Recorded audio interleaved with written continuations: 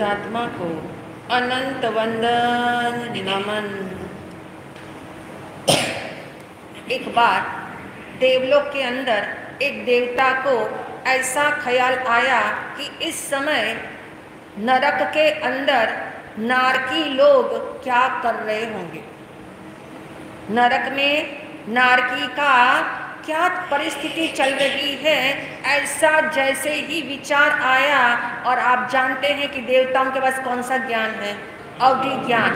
अवधि ज्ञान के बल से उन्होंने जाना कि नरक के अंदर जो है नारकी जीव जो है, परमाधर्मी जीव उन्हें क्या कर रहे हैं, पीड़ा दे रहे हैं। 3 प्रकार की वेदना से वो ग्रस्त हैं। क्षेत्र वेदना, पता है ना, क्षेत्र वेदना। नरक का स्थान ही ऐसा है, नरक का क्षेत्र ही ऐसा है जो स्वयं वेदना देता है। क्षेत्र इटसेल्फ ऐसा है कि उस क्षेत्र में कोई पैर रखे तो ऐसा महसूस होता है जैसे एक साथ 1000 बिच्छुओं ने डंक मारा हो। ये है क्षेत्र वेदना। और ऐसी क्षेत्र वेदना 10 प्रकार की बताई है। भूख की वेदना, प्यास की वेदना, गर्मी सर्दी की वेदना। यानी उस देव ने अपने देवलोक में बैठ करके वो नजारा देख लिया कि इस तरह से नारकी जीव क्षेत्र वेदना से पीड़ित है। और क्षेत्र वेदना के बाद जब देखा पहली नरक, दूसरी नरक और तीसरी नरक के अंदर परमाधर्मी देव जो है वो क्या करते हैं, परेशान करते हैं, वो मारते हैं, वो उन्हें पछाड़ते हैं, वो उन्हें कहते हैं, ऐसी ऐसी पीड़ा देते हैं कि वो जीव जो है वो सोचता है मैंने ऐसे कौन से कर्म किए थे कि मैं ऐसे स्थान में उत्पन्न हुआ। एक दूसरी प्रकार की वेदना, नंबर 1 क्षेत्र वेदना, नंबर 2 परमाधर्मी देवों के द्वारा दी जाने वाली वेदना, और नंबर 3 की वेदना बताई है परस्पर जन्य वेदना।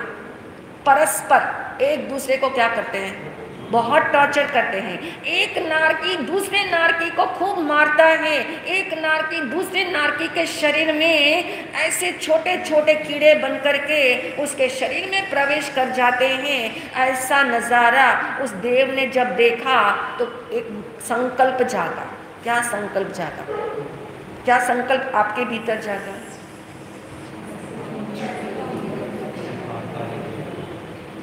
कभी पाप कार्य नहीं करेगा।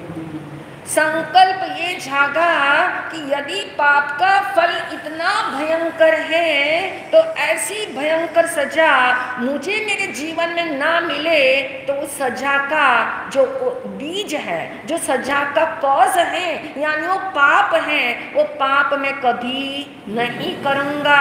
ऐसा संकल्प जागा उस देव के अंदर, क्योंकि पाप का फल जितना भयंकर है, यदि कहते हैं संकल्प करने वाला यदि विचार कर ले कि पाप का फल जितना भयंकर है उससे 1000 गुना भयंकर है पाप, तब कहीं जाकर के संकल्प टिकते हैं। तब कहीं जाकर के संकल्प को जो है कहते हैं संकल्पों में बल आता है। तो इसी तरह से यदि हम विचार कर ले कि यदि पाप की सजा मुझे मिली है, किसी भी रूप में मिली है, और उस सजा को सजा न मान करके उसे जो है एक लेसन माने, एक संवेदनशील होकर के उसका पाठ पढ़े कि इसमें मेरी गलती क्या हुई है, उस गलती को मैं दोबारा नहीं करूंगा। और ऐसे जब कहते हैं मिथ्यात्व की सघनता जब कम होती है तब जीवों में संवेदना जाती है। जब तक मिथ्यात्व इतना सघन हो तो पाप के प्रति कोई संवेदना नहीं जागती। और अज्ञान का कहते हैं, ये अज्ञान का आवरण ऐसा है जो आत्मा के कहते हैं आंखों को खोलने नहीं देता, चक्षु खुलते ही नहीं, ज्ञान चक्षु हमेशा बंद रहते हैं। और उसी के तले हमने सुनी 5 प्रकार की भ्रांतियां। 5 प्रकार की भ्रांति जब तक जीवन में कहते हैं सुलझाना नहीं आया, भ्रांति को भ्रांति मानना नहीं आया, भ्रांति से क्रांति नहीं हुई, तो समझ लेना ये 5 प्रकार की धारणाएं हमारे हमारे जीवन में बहुत सारे पाप करने के लिए प्रेरित करती है। तो आज हम जानेंगे छठी धारणा, छठी भ्रांति कौन सी है, और आज लास्ट भ्रांति है। लेकिन इससे पहले 5 भ्रांतियां आपके माइंड में फिट हो जानी चाहिए। नंबर 1,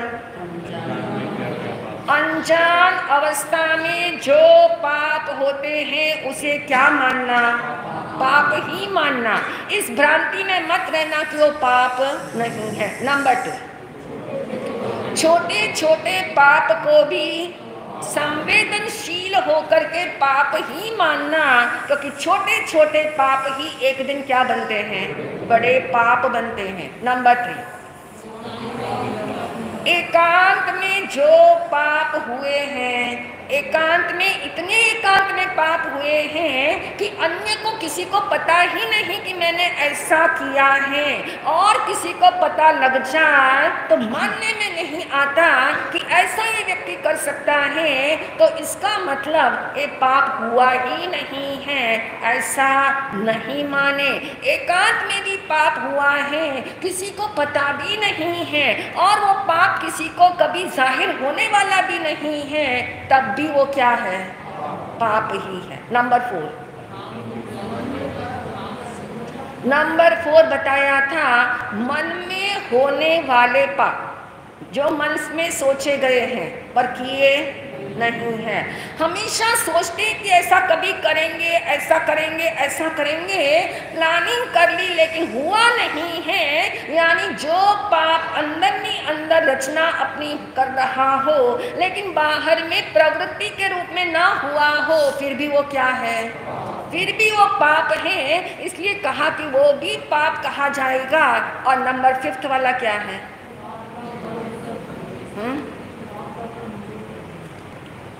कल ही तो बताया था,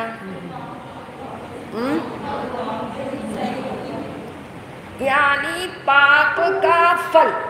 कल हमारे फल के ऊपर बात थी कि पाप का फल जो है, वो पाप का फल कोई भी आपको भोगने में साथ नहीं देगा।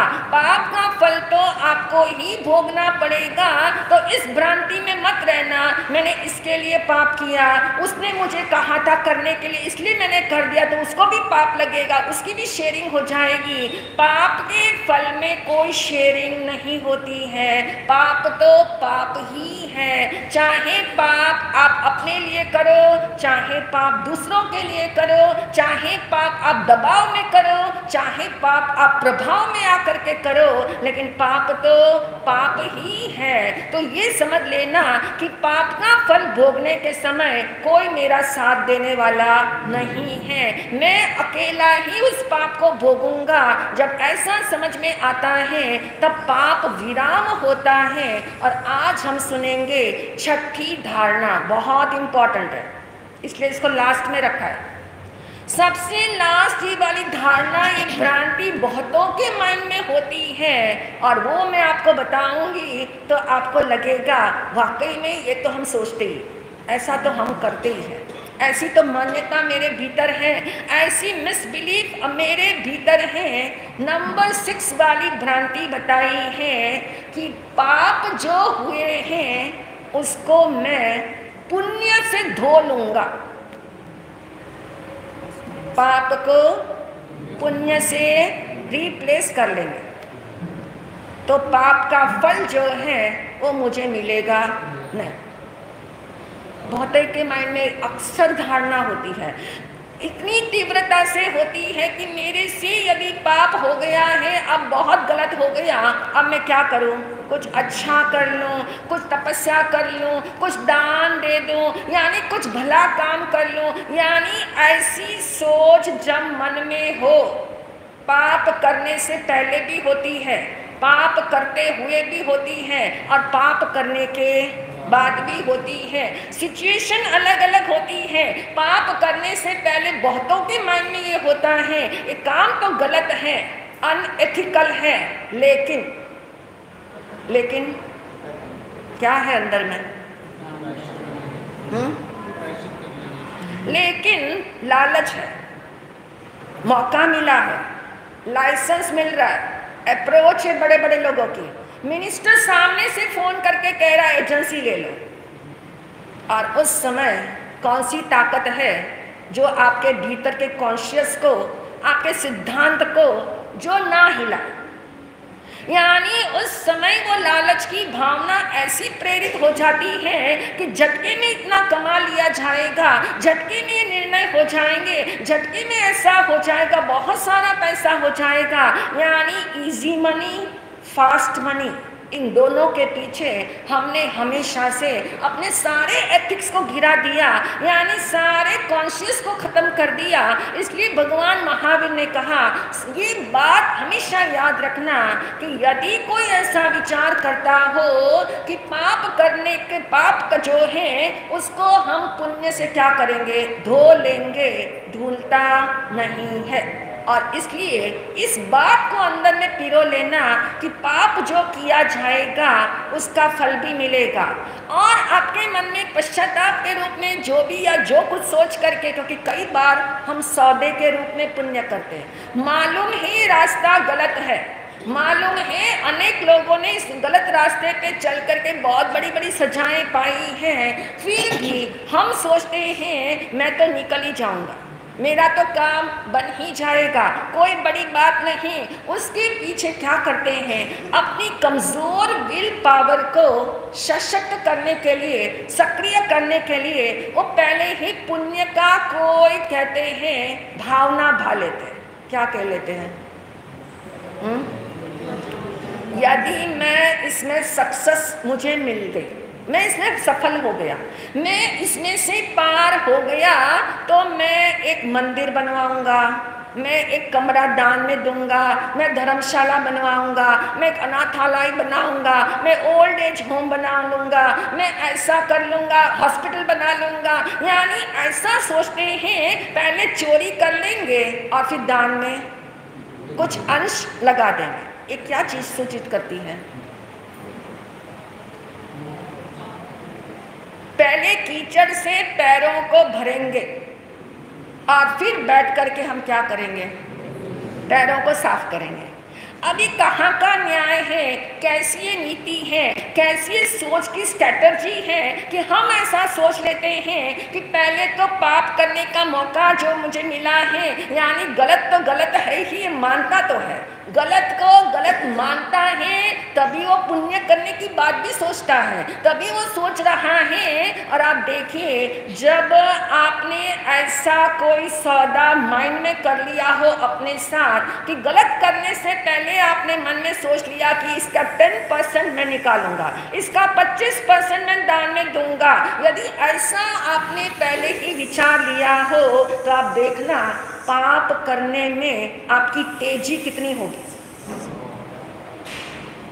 पाप करते हुए आपके माइंड की इंटेंसिटी इतनी हाई होगी क्योंकि आप बहुत निश्चिंत हो गए, आपको कोई गिल्ट नहीं आ रहा, क्योंकि आपने पहले से ही पुण्य की बात सोच रखी है, मैं ऐसा पुण्य का कार्य करूंगा, मैं ऐसा सत्कार्य करूंगा। यानी उस सत्कार्य के बल पे वो पाप आपको ज्यादा पाप लगता ही नहीं है, वो पाप गिल्ट फील होने ही नहीं देता, वो पाप आपको जो है वो शर्म पैदा ही नहीं करने देता। इसका मतलब ये हुआ कि हम जो है जब पहले से पहले पाप करने से पहले ये सोच लेते मैं ऐसा कर लूंगा, वैसा कर लूंगा, इसका मतलब बेफाम होकर के क्या कर लो, पहले पाप कर लो, बेफाम होकर के पहले पाप कर लो, और बाद में तो उपाय सोच के ही रखा हुआ है, वो उपाय हम कर लेंगे। और यहीं पे ये भ्रांति को क्रैक करना होगा कि यदि कोई ऐसा सोचता हो, यदि ऐसी धारणा अंदर में चलती हो, तो निश्चित समझ लेना ऐसा कभी नहीं होता कि पाप जो है वो पुण्य से क्या हो जाएगा, धुल जाएगा।